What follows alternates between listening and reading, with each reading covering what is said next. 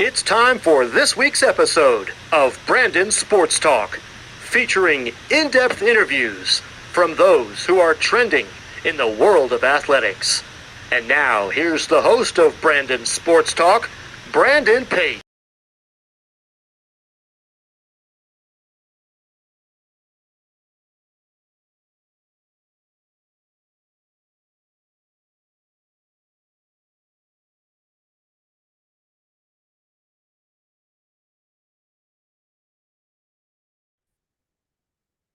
Welcome back to Brandon Sports Talk. In today's episode, I have the privilege of interviewing the St. Louis Battlehawks XFL Football Equipment Manager, Todd Hewitt. How are you doing today? Doing good. How are you doing? I'm doing good. Can you talk about how you knew that you wanted to get started in working in the professional sports as an equipment manager? Well, it was one of those things where I started when I was really little. I was going to football games when I was 5, 6 years old with my dad on the high school bus. He was a coach in high school, and then got offered the equipment manager job at USC. Was there for a little over a year. Then the Ram job opened. He got the Ram job, and so I was a ball boy in training camp all those years. A ball boy, water boy on the sidelines.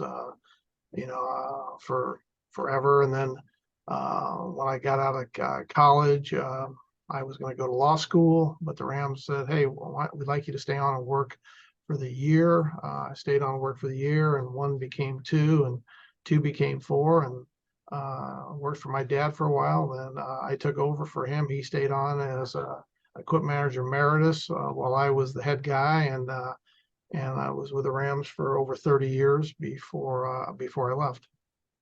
Of course, growing up, what was that like being a part of the Rams organization and being in the equipment room? It was great. I mean, you put it this way, I grew up in a hurry. I heard some things that I may not shouldn't have heard, but but I did as a boy in the locker room or a young man even.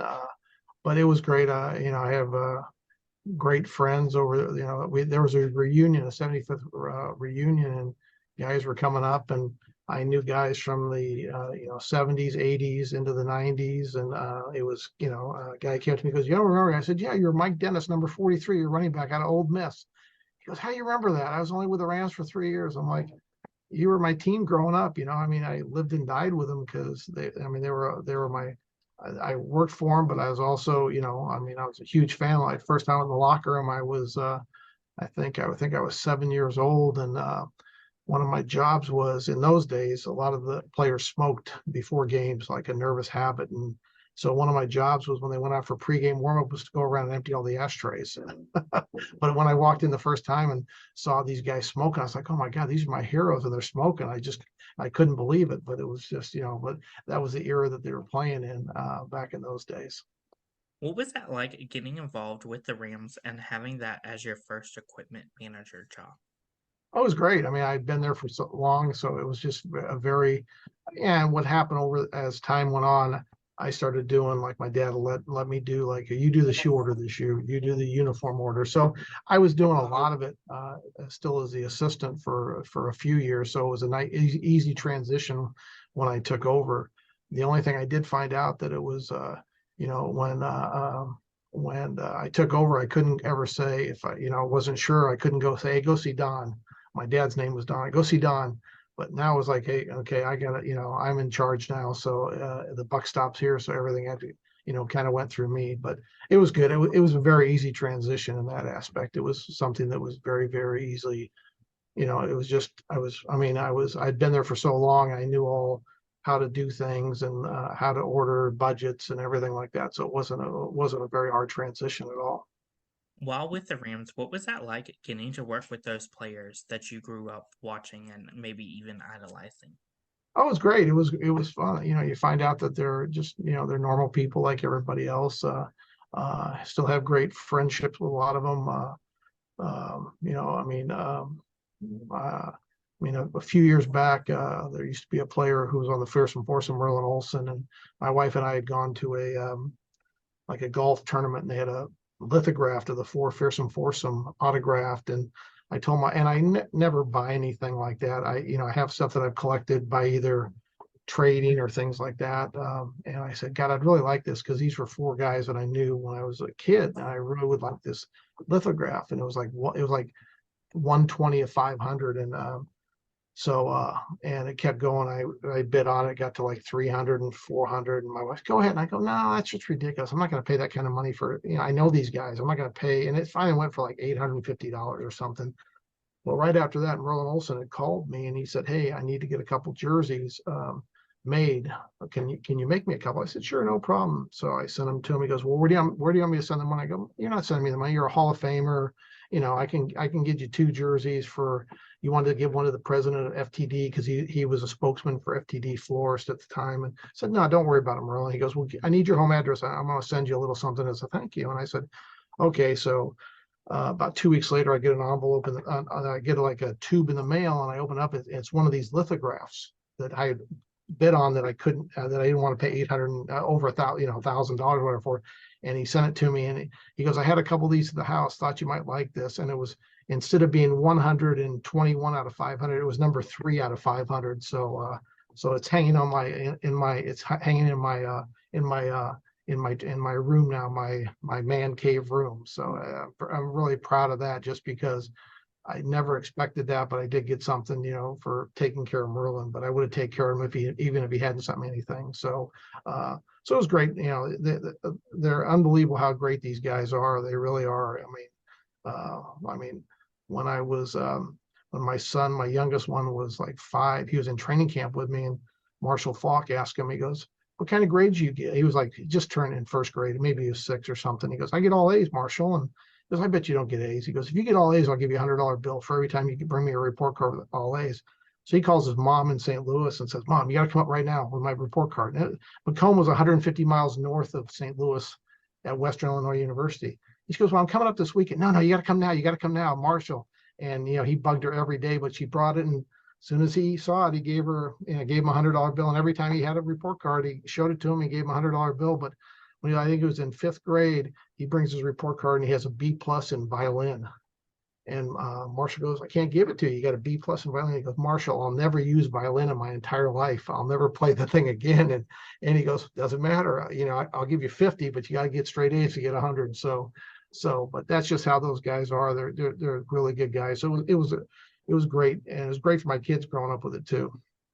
Of course, what was that transition like for you, going from St. Louis in the NFL to then going on to the college level to be equipment manager? I think when I interviewed, they're like, well, how do you feel coming back? I said, it's no different. The only difference is, in those days, it may be different now with NIL money and things like that, but it was different. I mean, I said, there's no different. Football's football. The game might be a little bit faster, but they're still football players. There's no difference. It's just, you're taking care. The only difference is you're taking care of 18 to 21-year-olds instead of taking care of multimillionaires. And that's about the only difference it was. The one thing I like about the college game is pros is a business, very much a business. And in college, there's still some, you have the cheerleaders and the band and the student section. And so it's fun. It's fun in that aspect to have that part of it kind of deal. Going to UC Berkeley, what was that experience like, getting to be the equipment manager for them and helping that team? It was good. I'd gotten a call from Jeff Tedford, and the head coach there then, because I just got the phone with Dick Vermeil, and he said, you might be available and we need an equipment manager. And I flew out, and this was like 2 weeks before training camp started, and interviewed, and they flew back to St. Louis, because I still lived in St. Louis at the time, and they said, we want to hire you, and when can you be here? Can you be here by and this was like Thursday, but can you start Monday? So basically, I packed a couple suitcases and went out to Berkeley and was there for the whole year with them, and it was great. I mean, Coach Tedford's a great guy to work for. It was I like Berkeley. It was a great place to be, but it definitely, it's a little different than living in at the time with living in St. Louis. But we had a very good year, had some great players on the team, and it was a good experience. I mean, it was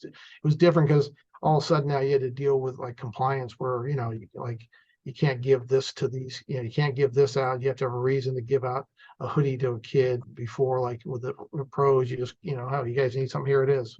So that was different in that aspect, that you had some things to follow. It's kind of different. My first day of practice, I get out there and I'm like gonna pick up a ball and throw it, and then, no, you can't do that. I'm like, what do you mean I can't do it? Well, because only the coaches can touch footballs. You can help out, but you can't, do any of that stuff. I'm like, it was kind of funny. I'm like, I have a $5,000 ball machine over here, and I can't shoot it. I have to have a student manager who knows nothing about it shoot it. But so it was one of those things, when anytime compliance come around, we had to be, right by the rules and do everything like that kind of deal. So that was a little bit different than being in the pros, for sure. How was that transition like from going from UC Berkeley to the Trojans and getting to work with the Trojans? Yeah, well, I mean, the USC reached out to me. Pat Hayden, who had played with the Rams, was the athletic director at the time, and it was kind of funny. My wife had just flown out. We were kind of looking about moving out to the Northern California area by Berkeley, because I really liked working for Cal, and I got a call. Right after I dropped her at the airport on a Monday morning, I got a call from Pat, and he goes, "Hey, how you doing?" I go, "Good, Pat. How you doing?" He goes, "I got a question for you." He goes, "If I came in your equipment room right now, could you show me your best player jersey?" And I go, "Yeah."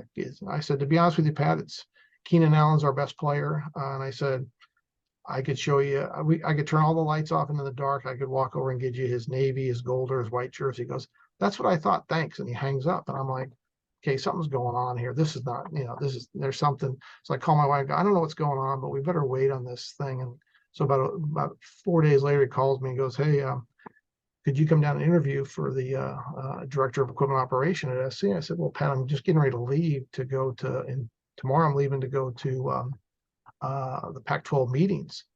And he goes, "Well, could you come here before you go to the Pac-12 meetings?" And I'm like, "Sure." So I went down and interviewed with them. Lane Kiffin, I interviewed with the head coach, the director of compliance, and the whole 9 yards. So I left, and I fly from LA to Vegas. When I get off the plane in Vegas, and I've already had 2 phone calls from Pat Hayden. Give me a call, give me a call. And so he comes on, and he says, "Well, this is what we want to offer you, to come here." And I go, "Well, I'll say yes, but I have to talk to my wife first, at least get her, this." And so I called her, and I tell her, I said, "This is what they've offered me." And she goes, you accepted, right?" I go, "Well, I had to talk to you. She better get back on the phone."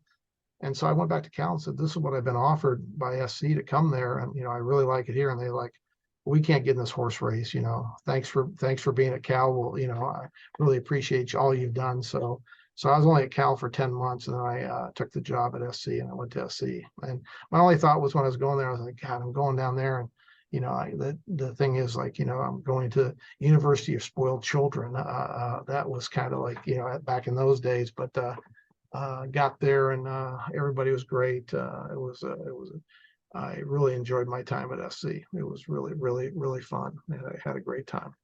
Of course, going to SC, what was that like going there and getting to experience that? And what was the day to day like there? Well, it was because I was in charge of all 21 sports. I did football on a daily basis, but I was in charge of all 21 sports.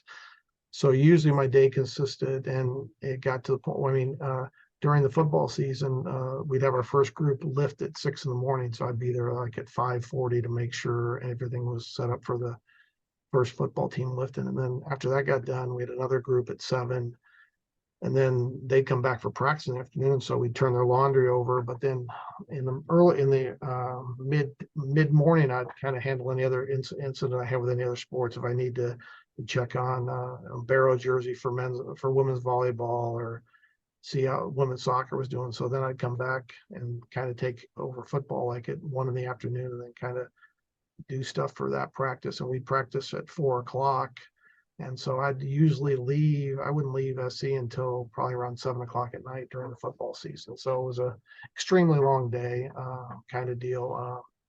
But it was fun. I enjoyed it. I liked working for Lane Kiffin. We had Ed Ogeron as our interim coach. I had Steve Sarkisian and Clay Helton. So all good coaches, had great staffs, and had good people working for me, but it was a lot of fun. What was that transition like for you from going from college to getting back on the professional level and coming to St. Louis?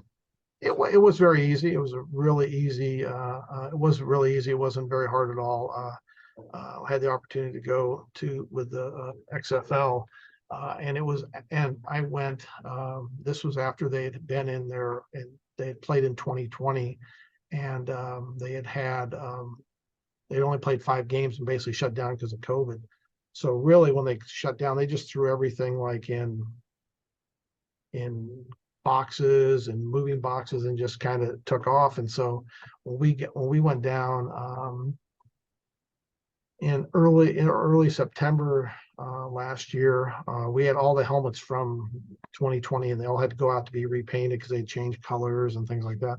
So myself and my boss Bobby Monica, and then one other equipment manager, we took masks off of 1,200 helmets one day. We just sat there one day and we're taking masks off and getting them ready and kind of getting stuff. And because the other 8 equipment managers have been now, or the other 6 equipment managers have been there working too, like separating stuff. And we kind of divvy thing up like between for eight teams. So everybody had quality, everybody got the same amount, but it was fun. It was fun because it was almost like starting like with a new league and upstart and kind of like that. And then the nice thing is the staff that we had, Anthony Beck, the head coach of St. Louis, had played with the Rams when I was the equipment manager.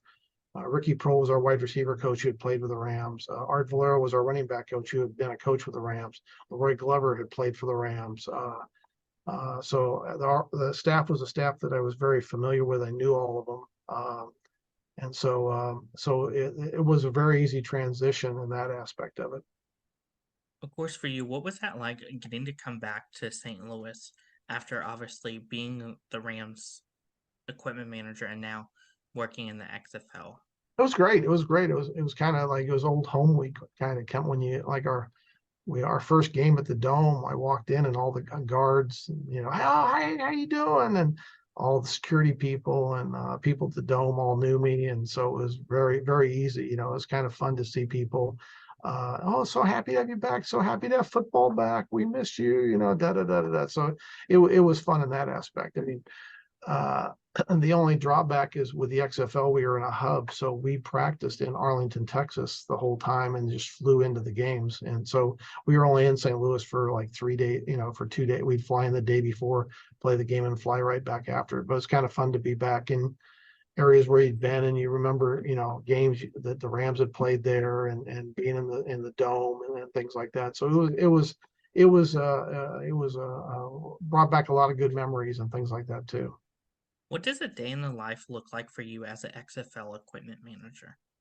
Well, it was interesting because we practiced at a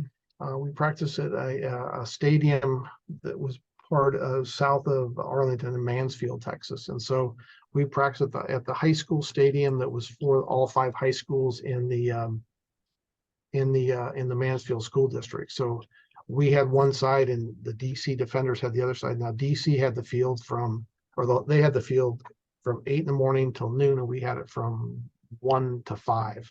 So it was one of the things where we'd go down in the morning and DC would be practicing, but we'd be in our locker and we'd be setting up, getting ready.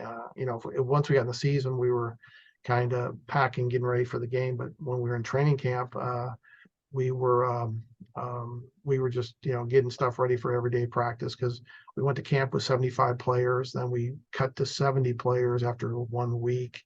Then our final roster was 51 man roster. So we cut from 70. So just taking care of those guys and stuff like that. And our laundry, all our laundry had to be done at an outside site. So I had to drop it off every night, then pick it up every morning and bring it back and things like that. But it was good because the fact was we all stayed in the hotel for the time there, and so you became really close with the guys because you had breakfast, you had lunch, you had dinner with them, and so it was one of those things that and most of them were away from their families, so it became kind of a family unit for the 4 months we were there.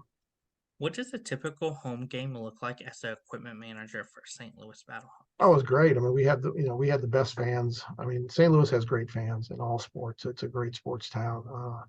But it was fun because we'd have, I mean, we'd have, we drew between 35 and 40,000 for every home game.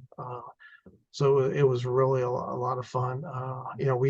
What would happen is we'd fly in the day before and we'd only bring our player bags with us because during the week, because both teams flew on the same plane, which was kind of a unique experience. The visiting team loaded first on the back of the plane, then the home team loaded on the front of the plane. And so that one team was in the first 18 rows and the other team was in the last 18 rows of the plane. We took both teams took their travel bags, but then there was a truck that would leave during the week, and depending on where you played, you'd say, "Hey, the truck's got to leave at noon on Wednesday." So you had to have all your stuff packed by noon on Wednesday to throw on the truck to drive to the facility where you're playing. Depending if you're going to St. Louis or we're going to Washington D.C. or going to Seattle and things like that. I mean, I have a pretty funny story about going to Seattle in week 2. It was crazy, but a typical game. Then we'd go unpack on the day before, have everything set up for the game, and then usually if whatever time the game is, I like to go 6 hours before the kickoff. That's just what I do. I go, just make sure everything's set. Like I tell people, if I do my job right, what do you do on game day? Hopefully not a whole lot because I've set everything up. So, I said, you're kind of like the baseball umpire in baseball. If you do your job right, then no one ever knows you're there. But if you make a bad call or screw up, that's when everybody knows something's going on. So I like to have everything done ahead of time. And so if something does come up as an emergency, you're not trying to get your work done and also do that. So I just try to do it that way. As an equipment manager, what is that feeling like for you when you get to set up those game day jerseys and have them get to see it when they walk into the Oh, it's facility? great. You want to have it, I mean, you want it to be like, you want everything to be perfect. You want it to be immaculate. And, I think when everything's done right, it kind of, when the guys walk in and everything looks just pristine and perfect, I think it kind of fires them up and, kind of gives them we're trying to do everything to help them to, like I always tell them, I said, the only thing I can't issue is heart and desire. You got to bring that yourself. I'll give you everything else you need to play the game. So, but it's awesome, to have everything set. And I had 2 great assistants this year, and they did a great job of, setting up the locker room and making sure everything was perfect. And, everything looked identical. All the lockers were identical, everything hanging right, jerseys on the shoulder pads, helmets cleaned up, decals changed. And so we try to do it so everything looks perfect when the players come in. Of course, what are some of the players' routines and rituals that they have when it comes to their uniform and jerseys? Some guys just they want the jersey, tailored perfectly. They want their pants shortened a little bit. We did that. Some guys want, they want to have 2 pairs of gloves. Like a guy who sweats a lot would like 2 pairs of gloves, so he has 1 pair for the first half, 1 for the second half, so he has a dry pair. Everybody has little things that they really want. Some guys want you know, eye black in there, some chewing gum up in their locker, 2 Gatorade or Powerades up in their locker ready for them when they arrive. So we try to just get everything just how they want it so that they don't have to worry about anything. They just have to worry about playing the football game. What are some of your favorite memories and moments being the Battlehawks equipment manager? Um, I think I mean, it was great when we came on the field and that people would, like that I knew from living in St. Louis and my kids growing up there and playing sports in St. Louis, got, people in the stands I hadn't seen in 10 years or something. Hey, just seeing them. But I think just a couple of the games when we beat Las Vegas in double overtime was crazy, and it was a great win for us. It was really one of the things I always remember last year. And then I think when we were down in a game and we had a fake punt and our punter threw it to one of our wide receivers and he went 75 yards. I told our punter, I said, you have the best passing percentage of any quarterback in the XFL this year. He goes 1 for 1 for like 70 some yards or almost 80 yards. So, but just our fans too, how great our fans were. That they stuck behind us, even every game, and just how loud they got and things like that. What are some of the things that you've learned so far of being an equipment manager for a professional football team like the XFL? I think that just you need to be prepared. You have to think ahead. You have to kind of think outside the box a little bit. Um, you know, I always say that coaches asked for it today, but they wanted it yesterday. So I try to think ahead of that. So the fact is, when they do ask, it's like, oh, that's already done. It's already, we already took care of that. It's kind of a done deal.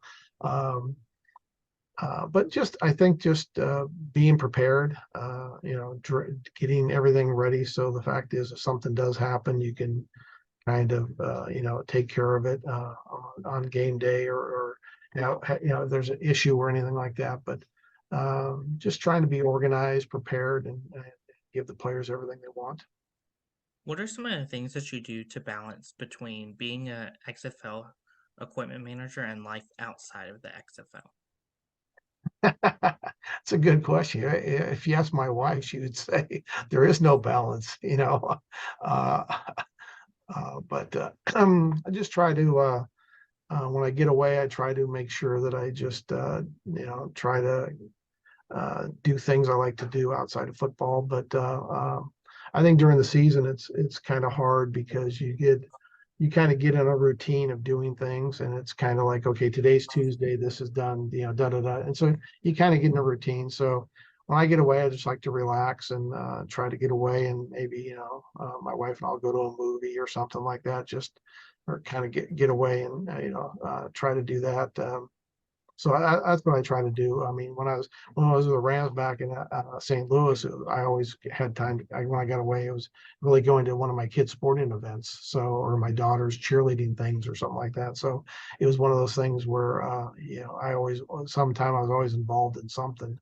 But just try to decompress a little bit. But the hours during the season, like I tell people, if you don't like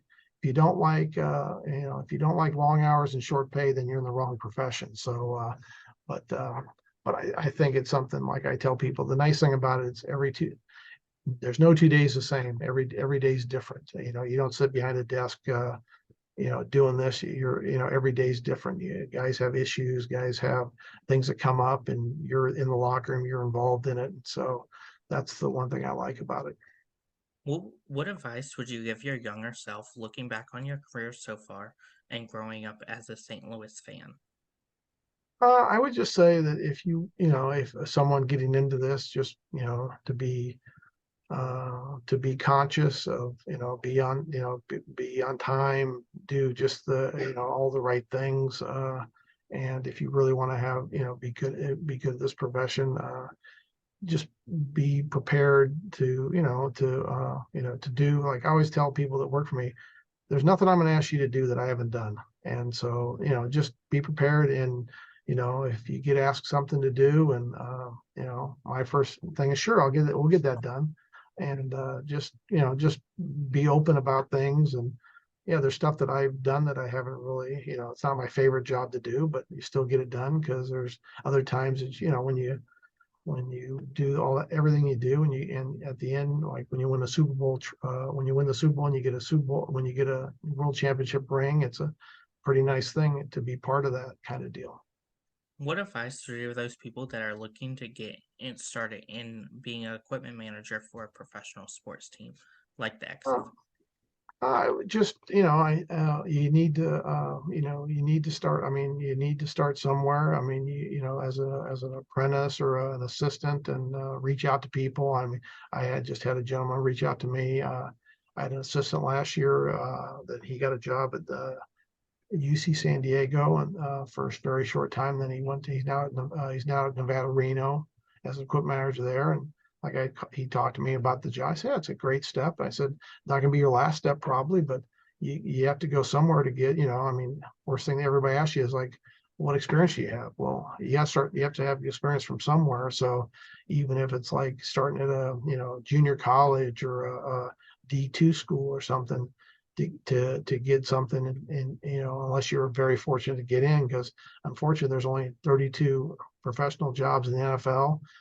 This year we might have, in the XFL, we might have 10 or 12 teams. And so there's not that many jobs available. So you just have to get somewhere where even if you come in and just help out and things like that. I mean, I had a young man that helped me he wanted to get into it, and he at SC, he came and helped me. I just wanted to learn the business, and now he got a job at Riverside City College, and now he's at Mount Sec, and he's probably going to keep moving up, but he had to start somewhere. So that's what I'd recommend. Just trying to get involved. I mean, and just bug people about helping out and things like that. That's great advice. Where can my listeners find you at? Where can they find me? Mm-hmm. Well, I'm right now. We're in the process with the XFL, so right now we're kind of waiting because we're going to change the name. It looks like because we're merging with the USFL. So right now I don't even have a XFL email right now or anything like that. I mean, I'm helping out right now at a junior college, just trying to stay busy. I have some people I know here, and I'm helping them out here in California at Cerritos College. So thank you again, Todd Hewitt, for your interview, and best luck in your future with the St. Louis Battlehawks as the XFL Football Equipment Manager. Well, thank you. I appreciate it. Thanks for the time, and thanks for having me on. It was awesome. Thank you. You can find Brandon Sports Talk on Instagram at Brandon Sports Talk, Twitter at Talk_Brandon, and you can find me on YouTube at Brandon Sports Talk. Don't forget to like, comment, and subscribe. Thank you again, Todd Hewitt, for your interview, and best luck in your future. Thanks. You've been watching Brandon Sports Talk. Please feel free to like, share, and subscribe to Brandon Sports Talk on social media and on YouTube.